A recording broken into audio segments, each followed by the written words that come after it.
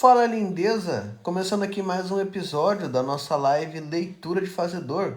Todos os dias eu venho aqui pela manhã e a gente lê juntos um trecho de um livro. Nessa temporada nós estamos lendo juntos o livro Rápido e Devagar, Duas Formas de Pensar, do autor Daniel Kahneman, um prêmio Nobel de Economia. O cara sabe do que ele está falando, né? Se você perdeu as outras lives, os outros episódios, eu faço reprises todos os dias no nosso canal do YouTube. É só você pesquisar por Gustavo Aron, Store Labs ou Leitura de Fazedor, que você vai achar os outros livros. Esse é o quinto livro que a gente está lendo juntos esse ano, tá bom? E vamos continuar de onde a gente parou. Bem-vindos, quem está chegando. Vamos lá, pessoal. Primings que nos orientam. O estudo sobre efeitos de priming renderam descobertas que ameaçam a nossa autoimagem como autores conscientes e autônomos dos nossos julgamentos e nas nossas escolhas.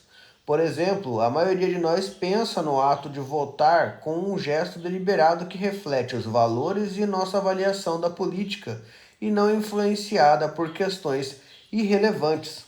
Nosso voto não deveria ser afetado pelo local onde está a urna, por exemplo, mas é.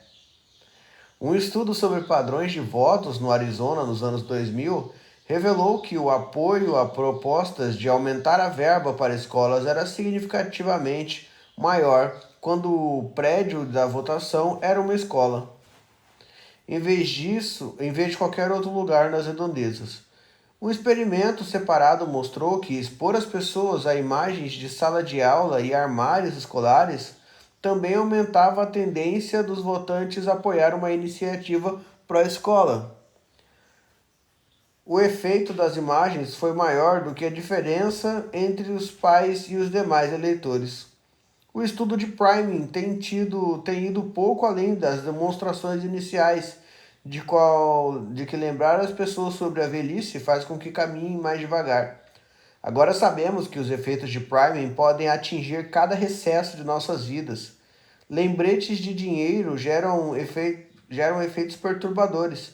Participantes de um experimento foram apresentados a uma lista de 5 palavras, a partir da qual tinham que construir uma frase de 4 palavras com dinheiro como tema. Alto um salário, mesa, pagar. Virou pagar um alto salário.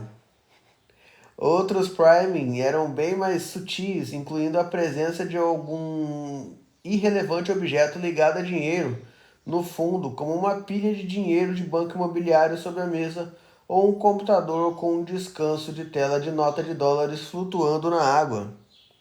Pessoas estimuladas pela palavra dinheiro tornam-se mais independentes do que seriam sem o gatilho associativo. Elas perseveram quase o dobro do tempo e tentam resolver o problema muito difícil antes de pedir ajuda ao pesquisador. Uma nítida demonstração de autoconfiança aumentada. Também mais egoístas, elas se mostram bem menos dispostas a perder tempo ajudando outro aluno que finge estar confuso sobre uma tarefa experimental. Quando um pesquisador desajeitado derrubou um punhado de lápis do chão, os participantes com dinheiro inconscientemente, não na mente, pegaram menos lápis. Eles ajudaram menos o cara. Em outro experimento na série foi explicado aos participantes que eles deveriam empreender uma breve conversa para conhecer alguma outra pessoa e pediu-se-lhes que pusessem 2 cadeiras frente a frente, enquanto o pesquisador saía para buscar tal pessoa. Os participantes, estimulados pelo dinheiro, optaram por ficar bem mais longe do que os demais primados, 118 contra 80 centímetros. Universitários estimulados pelo dinheiro também mostram uma preferência maior por ficarem sozinhos. Isso de priming, gente, é um estudo que eles fizeram. Eles colocaram algumas pessoas para andar num corredor para chegar numa sala onde eles veriam um vídeo. E as que viram vídeos relacionados a idosos, a idade, né, etarismo, tal, chá, cadeira de balanço, crochê, quando eles voltaram dessas exibições, eles estavam andando mais devagar e um pouquinho mais curvos, em relação aos que viram fotos de crianças brincando, dançando, pirulito, pula-pula e tal. Então eles entenderam, né, que subconscientemente a gente começa a partir de uma premissa que a gente está ficando velho quando a gente vê esse tipo de vídeo, e quando a gente vê outro tipo de vídeo a gente parte de uma premissa de que a gente teve uma infância incrível, então isso interfere. E aqui eles estão falando sobre dinheiro, né? Eles colocaram do lado de uma pessoa bastante nota de banco imobiliário, fotos de dinheiro, tá, para a pessoa instintivamente associar aquela questão, não, eu tenho dinheiro, eu sou diferente das outras pessoas. E aí, as pessoas que tinham a sensação de ter mais dinheiro, inconscientemente, ajudavam menos as outras, queriam sentar mais longe e pensavam um pouco diferente. O tema geral desses resultados é que a ideia de dinheiro evoca individualismo, uma relutância a se envolver com os outros, a depender de outros ou a aceitar pedidos dos outros. A psicóloga que conduziu essa pesquisa notável, Caitlin Voss, mostrou-se de maneira louvável contida em discutir as implicações de suas descobertas, deixando a tarefa para seus leitores. Seus experimentos são profundos, suas descobertas sugerem que viver em uma cultura que nos cerca com lembrete de dinheiro pode moldar nosso comportamento e nossas atitudes de maneira a respeito das quais não temos consciência e das quais talvez não nos orgulhemos. Algumas culturas fornecem lembretes frequentes de respeito, outras lembram seus membros frequentemente de Deus, e algumas sociedades estimulam a obediência com imagens gigantes do querido líder. Será que pode restar ainda alguma dúvida de que os úbicos retratos do líder nacional nas sociedades ditatoriais não só transmitem a sensação de que o grande irmão está nos olhando? Esse grande irmão, eles traduziram, mas é uma expressão americana, Big Brother. Ela remete à época de espionagem, da época de censura americana, em que tinha os homens de preto, né? Você não podia falar qualquer coisa nas rádios, tal, sempre tinha um cara de preto, de chapéu, de óculos escuro, que era o Big Brother. Como também levam uma redução efetiva de pensamento espontâneo da ação independente. É daí que vem o nome do reality show Big Brother, né? O grande irmão está te olhando, a mídia está te olhando, tem alguém te olhando. Vocês aceitam o cafezinho, gente? Cafezinho gostoso? Não tá tão gostoso porque hoje fui eu que fiz. O café da minha esposa é mais gostoso que o meu. A evidência do priming sugere que lembrar as pessoas de sua própria mortalidade aumenta o apelo pelas ideias autoritárias, que podem se tornar tranquilizadoras no contexto do terror da morte. Outros experimentos têm confirmado insights freudianos sobre o papel dos símbolos e metáforas em associação inconsciente. Por exemplo, considere os ambíguos fragmentos de palavra W-H, né? Tá aqui, ó. W-H. E a outra S-P. Pessoas a quem se pediu recentemente para pensar numa ação na qual sentiam vergonha e são mais propensas a completar as frases com fragmentos AS, que vira wash, né, de lavar, e soup, né, que é sabão, SOAP, e menos propensas a enxergá-los como wish, que é WICH, que é desejo, ou soup, que é sopa. Além disso, o mero pensamento de esfaquear um colega de trabalho nas costas deixa as pessoas mais inclinadas a comprar sabão. Aí eu acho que depende do colega, né? Eu já trabalhei com muita gente que eu, sem problema nenhum, daria uma facadinha na costa. Lógico, por um experimento, né? Não por vontade, que eu queria ver a pessoa gritando assim. Pelo experimento. Desinfetante ou detergente do que pilhas, suco ou chocolate. Sentir que a própria alma está manchada parece disparar um desejo de limpar o corpo, impulso que foi apelido de efeito Lady Macbeth. A limpeza é muito específica quanto à parte do corpo envolvidas no pecado, principalmente participantes de um experimento foram induzidos a mentir para uma pessoa imaginária. fosse pelo telefone, fosse por e-mail, num teste subsequente de desejabilidade de vários produtos.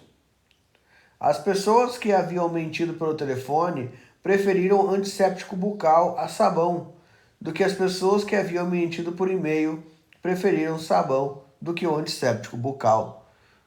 Quando descrevo os estudos de priming diante de um público, a reação normalmente é de descrença. Isso não me surpreende. O sistema 2 acredita que está no comando e que sabe dos motivos para suas escolhas. As perguntas provavelmente também ficam brotando na sua cabeça. Como é possível que essas manipulações tão triviais no contexto tenham efeitos tão amplos? Será que esses experimentos demonstram que estamos completamente à mercê dos eventuais priming que o ambiente fornece e tem a qualquer dado momento? Claro que não. Os efeitos de priming são robustos, mas não são necessariamente abrangentes. Entre uma centena de votantes, só um pouco cujas preferências iniciais eram incertas votaram de modo diferente acerca das questões de uma questão escolar. Vamos lá. Votaram de modo diferente acerca de uma questão escolar se o seu local de votação for uma escola e não uma igreja. Mas basta uma pequena porcentagem para determinar o resultado de uma eleição. A ideia em que você deve se concentrar, contudo, é de que a descrença não é uma opção. Os resultados não são inventados, tampouco são casualidades estatísticas. Você não tem escolha a não ser aceitar que as principais conclusões desse estudo são verdadeiras. Mais importante, deve aceitar que são verdadeiras a seu respeito. Se você foi exposto a um descanso de tela com dólares flutuantes, haverá maior probabilidade de que você também tenha apanhado menos lápis para ajudar um estranho desajeitado. Você não acredita que esses resultados se apliquem a você porque eles não correspondem a coisa alguma em sua experiência subjetiva, mas sua experiência subjetiva consiste em grande parte da história que o seu próprio sistema 2 conta sobre o que está acontecendo. Os fenômenos de Prime surgem no sistema 1 e você não tem qualquer acesso consciente a eles. Concluo com uma perfeita demonstração de que o efeito de Prime que foi realizado numa cozinha de 2 funcionários em uma universidade inglesa.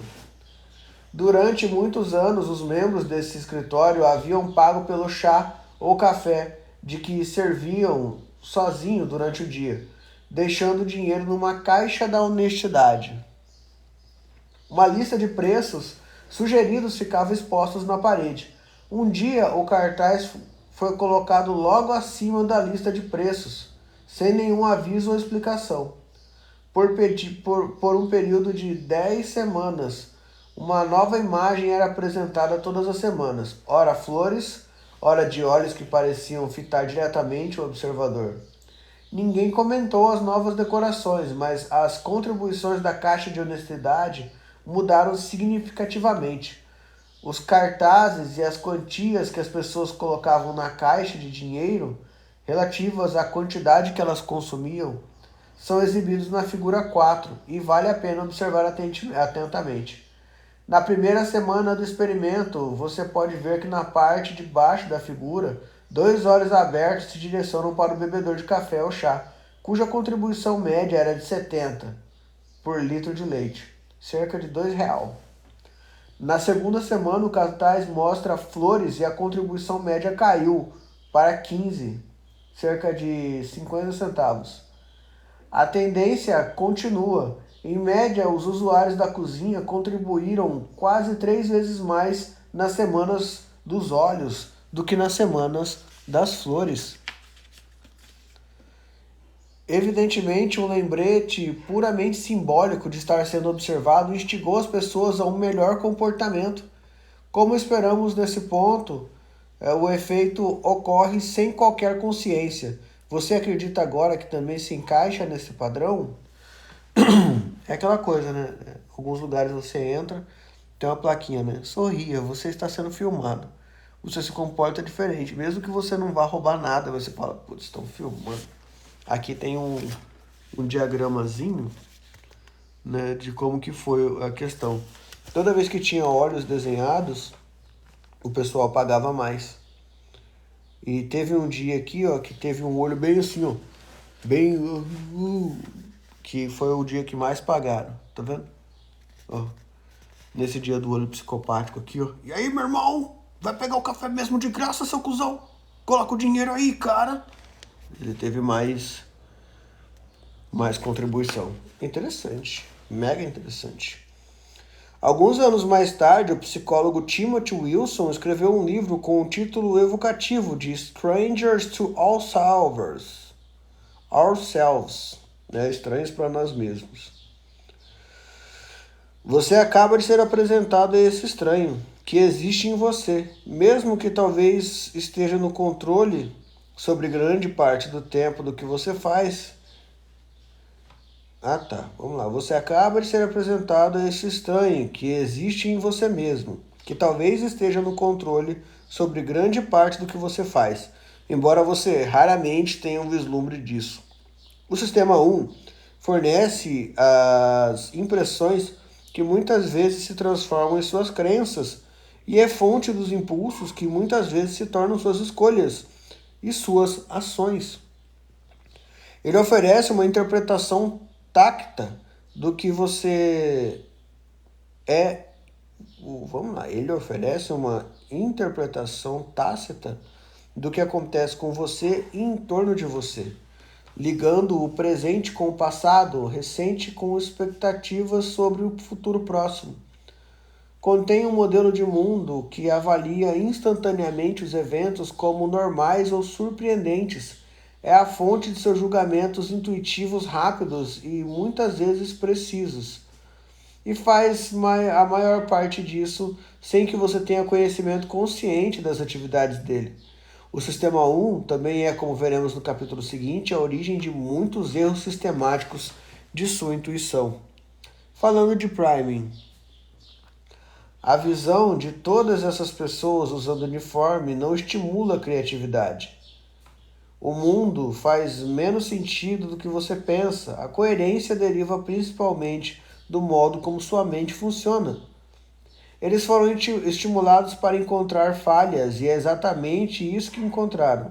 O sistema 1 dele constituiu uma história e o sistema 2 dele acreditou. Acontece com todos nós. Me obriguei a sorrir e de fato estou me sentindo melhor. Capítulo 5. Conforto cognitivo. Sempre que você está consciente, e talvez até quando não está, múltiplos cálculos ocorrem em seu cérebro, o que sustenta e atualiza respostas correntes e algumas questões-chave. Há alguma coisa de novo ocorrendo? Há alguma ameaça? As coisas estão correndo bem? Devo redirecionar minha atenção? É preciso mais esforço para essa tarefa?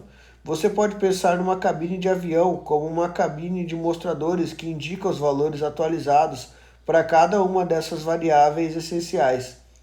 As avaliações são efetuadas automaticamente pelo sistema 1 e uma das suas funções é determinar se esforço extra é exigido do sistema 2. Um dos mostradores mede o conforto cognitivo e sua variação está entre relaxando e tenso. Relaxado é um sinal de que as coisas estão indo bem, sem ameaças, sem grandes novidades, nenhuma necessidade de redirecionar a atenção ou mobilizar esforços. Tenso indica a existência de algum problema que vai exigir mobilização ampliada do sistema 2. Inversamente, você experimenta a tensão cognitiva. A tensão cognitiva é afetada tanto pelo nível atual de esforço como pela presença de demandas não cumpridas. O surpreendente é que o único mostrador de conforto cognitivo está conectado com uma ampla rede de inputs e outputs diversos. A figura, a gente vai ver uma figura, sugere uma frase impressa numa tipologia legível, ou que foi repetida, ou que foi evocada, será processada fluentemente com facilidade cognitiva. Escutar alguém falando quando você está de bom humor ou mesmo quando está com o lápis preso transversalmente em sua boca para fazê-lo sorrir. Também induz ao conforto cognitivo. Por outro lado, você sente desconforto cognitivo quando lê instruções em uma fonte ruim, ou em cores fracas, ou em linguagem complicada, ou quando está de mau humor, ou mesmo quando franze o rosto. Assim, ó. Tá vendo? Tá aqui a figura. Conforto, tá escrito no meio, conforto. Aí em volta, ele tem experiência repetida, exibição nítida, ideia evocada, bom humor. Aí do outro lado tem sensação familiar, sensação de verdadeiro, sensação de bom, sensação de facilidade. Esse experimento do lápis aqui ele fez com o pessoal. Se você colocar um lápis de lado na sua boca assim, ó, você exercita os músculos de sorriso, ó. Tá vendo? E aí eles pediram para as pessoas com lápis de lado fazerem os exercícios, né? Resolver umas contas, colocar falso ou verdadeiro, ligar A mais B, fazer desenho, etc. E quando você pega um lápis e coloca ele na ponta, assim, ó, você fecha o rosto para manter ele de pé, assim, ó. Essas pessoas fizeram os mesmos exercícios. Quem estava com o lápis de lado na musculatura de sorriso fez mais pontos do que quem estava com a musculatura franzina de triste. Então, quando vocês forem fazer alguma coisa que vocês não gostam, façam sorrindo, que vai dar tudo certo. Tipo, pagar conta, sabe? Filha da puta. Né? Funciona melhor. A não ser que você trabalhe num frigorífico. Se você cortar a carne sorrindo, é perturbador. Não faça isso. Funerário também não é interessante você atender a pessoa. Meu tio morreu. Morreu? Olha o caixão lindo que ele vai. Quando você se encontra em um estado de conforto cognitivo, provavelmente está de bom humor. Gosta do que vê, acredita no que ouve, confia em suas intuições e sente que a presente situação é confortavelmente familiar. Também apresenta maior propensão a ser relativamente casual e superficial sobre as coisas que pensa. Né? Você nunca deve tomar uma decisão quando você está muito feliz, porque você vai fazer merda. Sabe? Vai fazer muita merda. As coisas que depois, quando você estiver de boa, você vai olhar, por que eu fiz isso, cara? Meu Deus do céu. Quando você sente tenso, tem maior probabilidade de se mostrar vigilante e desconfiado, investir mais esforço no que está fazendo, sentir-se menos confortável a cometer menos erros, mas também fica menos intuitivo e menos criativo que o normal. Ilusões de lembrança. Isso aqui é um negócio. Pessoal, o sistema está pedindo para eu convidar mais pessoas, para incentivar vocês a convidar mais pessoas. Então, quem estiver entrando e quiser convidar alguém para participar da live, essa é uma live de leitura, tá? Eu só fico aqui lendo meu livro, quietinho no meu canto, eu não danço, eu não faço duelo, tá bom? Então, se vocês conhecem pessoas que gostam de leitura, manda para nós e fica até o final comigo que você vai me ajudar bastante, tá bom? Beijinho. Ilusões de lembrança. A palavra ilusão traz à mente ilusões visuais, porque estamos familiarizados com as imagens que nos enganam. Mas a visão não é o único domínio das ilusões, a memória também é suscetível a elas, assim como o pensamento de modo geral. Daniel Stambul, Mônica Vygotsky. Eu conheço esse sobrenome. Não, é Vygotsky que eu conheço. Você que é pai, mãe, se vocês encontrarem um livro de um autor chamado Vygotsky, dá uma olhadinha, o cara manja muito. David Stambul, Mônica Vygotsky, Shana Tirana. Shana Tirana não é um nome legal. Shana Tirana parece nome de atriz de filme adulto. Tá tudo bem, amor? Acabei de inventar esses nomes. Se você encontrar qualquer um deles nos próximos minutos, você provavelmente se lembrará de onde os viu. Foi de propósito. Vamos lá.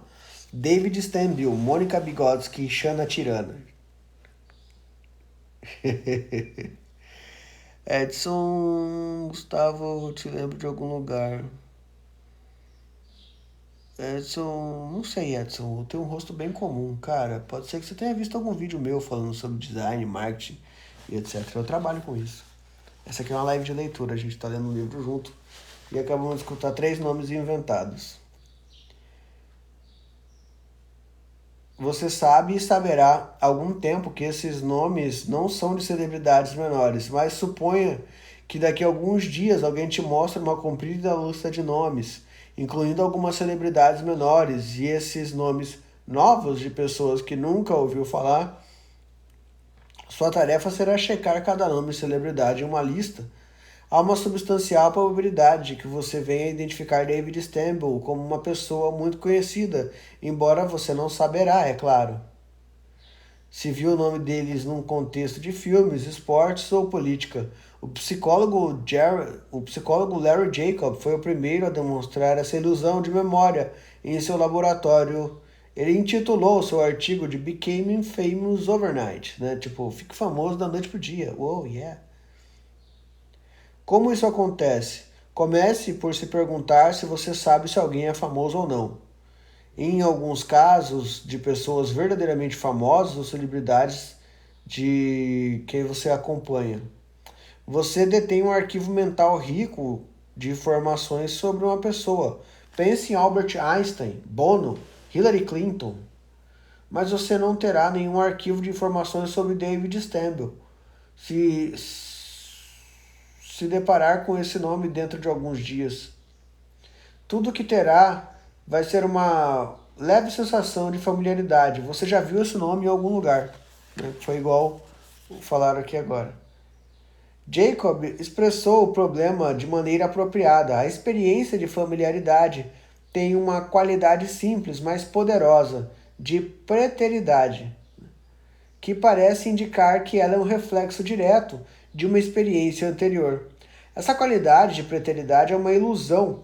A verdade é que Jacob e muitos seguidores demonstraram o nome David Stamble vai lhe parecer familiar quando você vir o porquê, quando você vir, porque você o verá mais claramente. Ah, você criou uma lanterna na sua cabeça para esse nome. Palavras que você já viu antes tornam-se mais fáceis de serem vistas outra vez. Você pode identificá-las melhor do que outras palavras quando são mostradas muito brevemente ou mascaradas por um ruído, e você será mais rápido para ler do que outras pessoas leem essa palavra. Em resumo, você experimenta maior conforto cognitivo ao perceber uma palavra que já viu antes, e essa sensação de conforto que lhe dá a impressão de familiaridade. Aqui eu faço um adendo particular de uma seguinte coisa. Eu toco violão, né? Quando eu vejo a cifra, se eu ver a cifra, eu toco violão. Inclusive, tá aqui o meu parceirinho de incomodar vizinhanças e de acordar as crianças quando elas estão dormindo. Eu só vou pegar ele aqui. Aqui, ó. Eu toco violão. Tem um violão que eu ganhei da minha esposa, muito bonito, né? E assim, geralmente quando eu toco alguma música em inglês, eu me surpreendo porque a letra é bem diferente do que eu pensava. Eu aprendi inglês no conversation, né? Falando com as pessoas. E durante a Copa do Mundo eu estava trabalhando como garçom, então eu tive que dominar alguns idiomas na marra.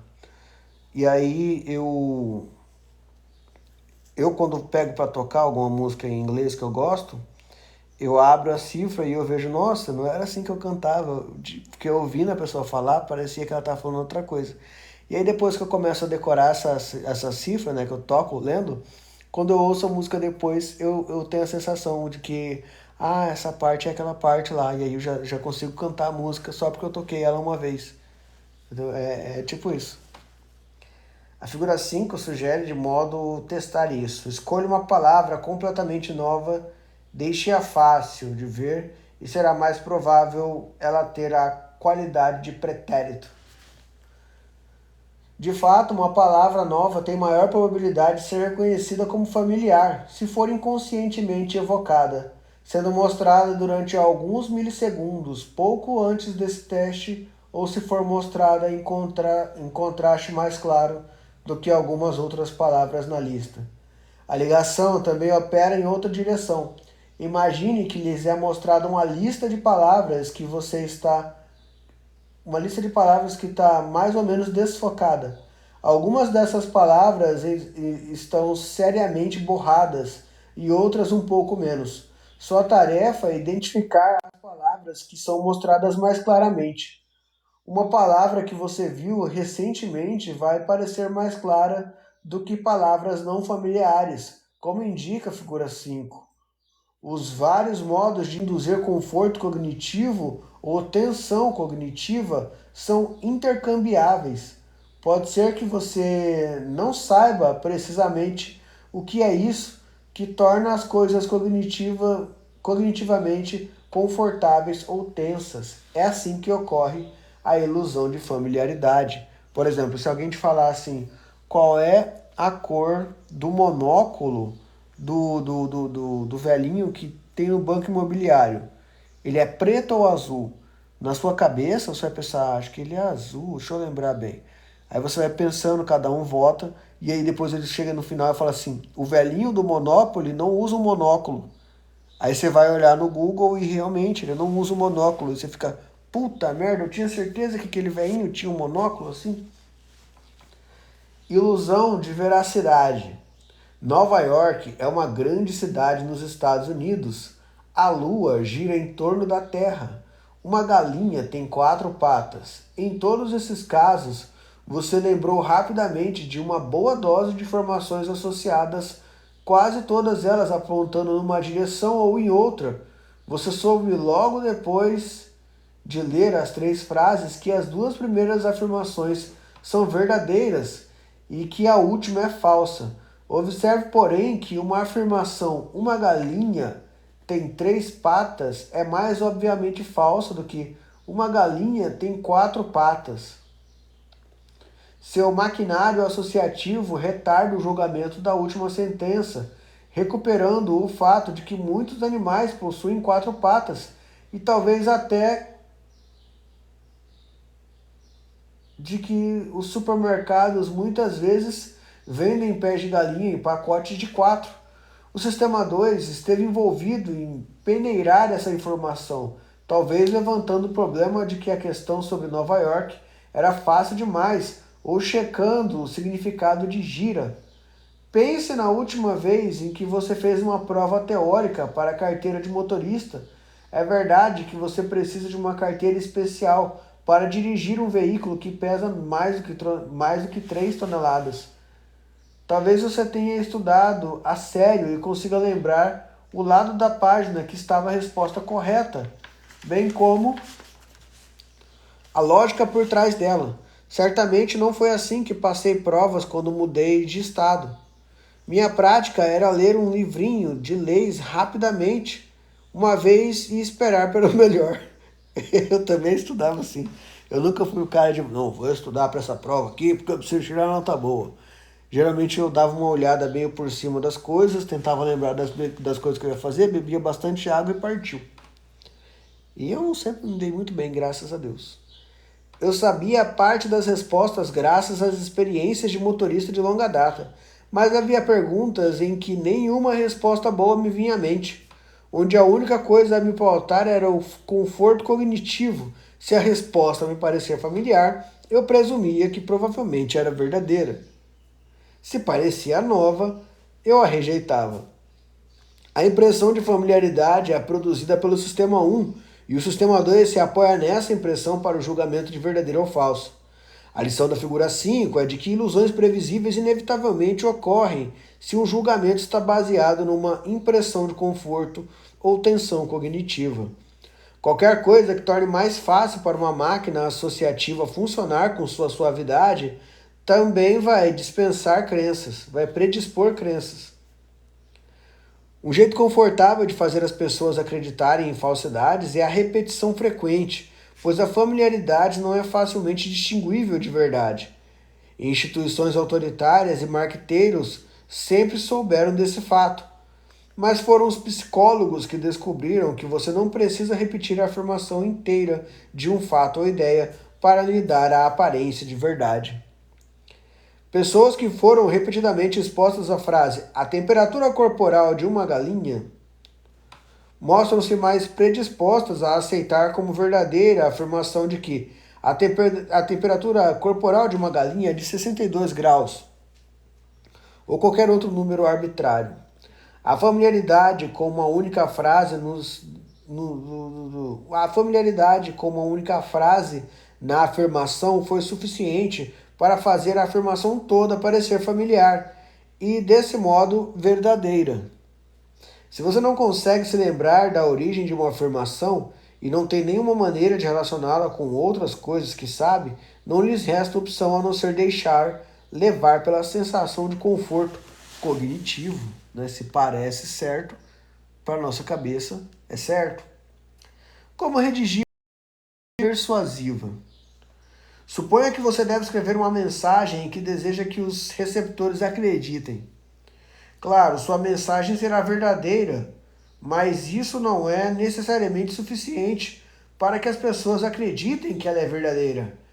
É perfeitamente legítimo que você recrute o conforto cognitivo para operar em seu favor. E estudos de ilusão de veracidade fornecem sugestões específicas que podem ajudá-lo a atingir esse objetivo. O princípio geral é de que qualquer coisa que você possa fazer para reduzir a tensão cognitiva vai ajudar, de modo que a primeira coisa é maximizar a legibilidade. Compare essas duas informações. Adolf Hitler nasceu em 1982, ou Adolf Hitler nasceu em 1887. Ambas são falsas. Ele nasceu em 1889, mas experimentos têm mostrado que há maior probabilidade de acreditarmos na primeira. Mais um conselho: se sua mensagem vai ser impressa, use papel de qualidade para aprimorar o contraste entre as letras e o fundo. Tá aqui, ó, porque a primeira tá em negrito, a segunda tá normal, tá até menorzinha. Então, a gente é levado a dar mais crédito à primeira por causa disso.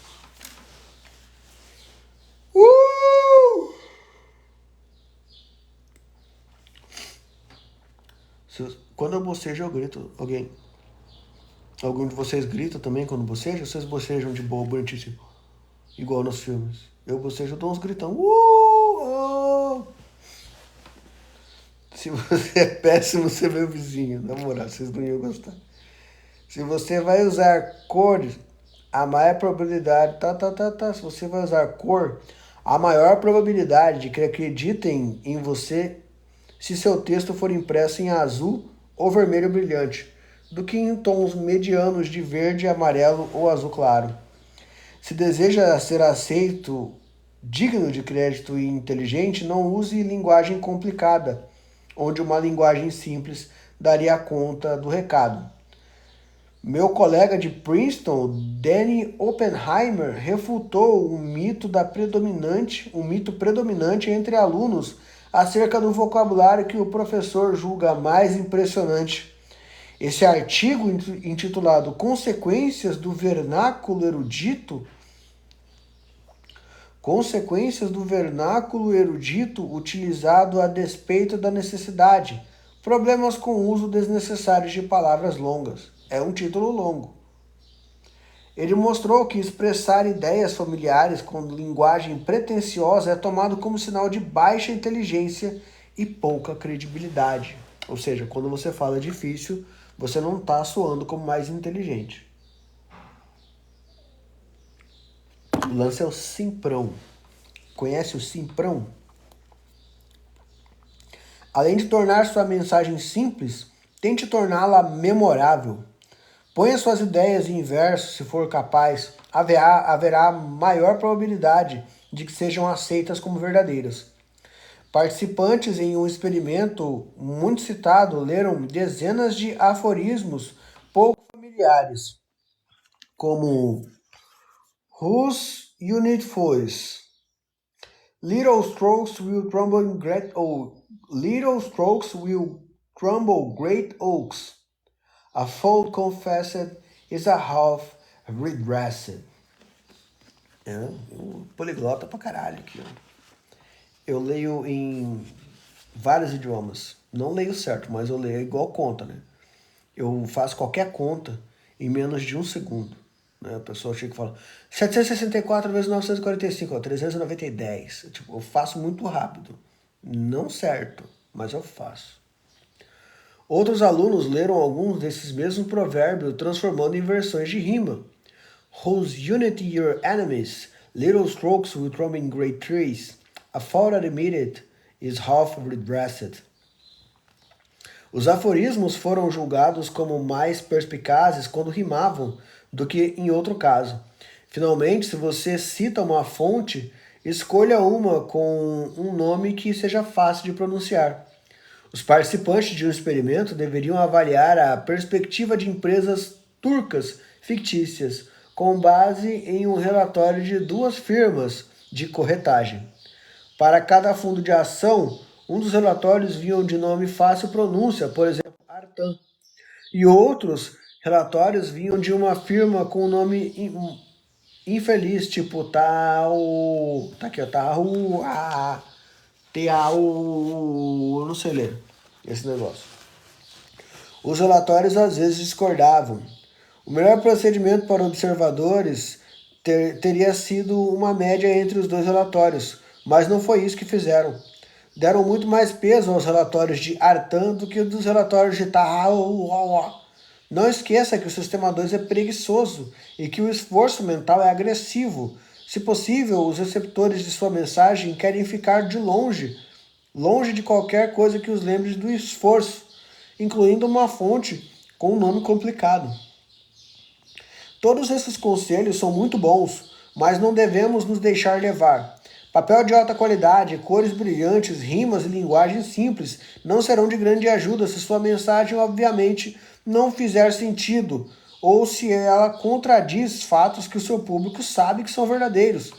Os psicólogos que fazem esses experimentos não acreditam que as pessoas são estúpidas ou infinitamente crédulas. O que os psicólogos acreditam, é que todos nós vivemos grande parte de nossas vidas guiadas pelas impressões do sistema 1. E muitas vezes não sabemos a origem dessas impressões. Como você sabe, uma afirmação é verdadeira. Como você sabe se uma afirmação é verdadeira, né? Se ela está ligada fortemente por lógica ou associação a outras crenças ou preferências que você possui, ou vem de uma fonte em que você confia e de que gosta, você vai ter uma sensação de conforto cognitivo. O problema é que pode haver outras causas para a sua sensação de conforto, incluindo a qualidade da tipologia e o ritmo atraente da prosa. E não existe um jeito simples de você rastrear as sensações até essa fonte. Essa é a mensagem da figura 5. A sensação de conforto ou tensão tem múltiplas causas e é difícil separá-las. Difícil, mas não impossível. As pessoas podem superar alguns fatores superficiais que produzem ilusões de veracidade quando fortemente motivadas a assim fazer. Na maioria das ocasiões, porém, o preguiçoso sistema 2 adotará as sugestões do sistema 1 e seguirá em frente. Tensão e esforço. Vocês querem saber como funciona tensão e esforço na mentalidade da gente? Se você quer saber, eu te espero aqui amanhã, na continuação da nossa leitura de fazedor, né? A live que eu faço aqui de manhã com vocês todos os dias, onde a gente lê junto o trecho de um livro. Nessa temporada, a gente está lendo o livro Rápido e Devagar, do Daniel Kahneman. Ele é um prêmio Nobel de Economia, o cara não é pouca bosta não, tá? Não é qualquer um. Estamos recebendo informações de qualidade de um cara que testou em um grupo de pessoas, saca? Ele fazia experimento com as pessoas. E esse conhecimento aqui, né, na sua mão, vai te ajudar a fazer muita coisa melhor, de um jeito diferente e mais eficiente. Falou? Perdeu o começo, quer ver tudo certinho? Eu vou fazer reprises diárias lá no nosso canal do YouTube. É só você clicar no link da minha bio, que tem aqui. É só você pesquisar Store Labs, pesquisar Gustavo Aron, pesquisar leitura de fazedor, que você vai achar a gente lá, tá? Como eu sempre falo para vocês, agora é só colocar em prática o que vocês aprenderam nesse vídeo. Vamos para cima e um beijo lá naquele lugar. Até amanhã, pessoal. Fiquem com Deus.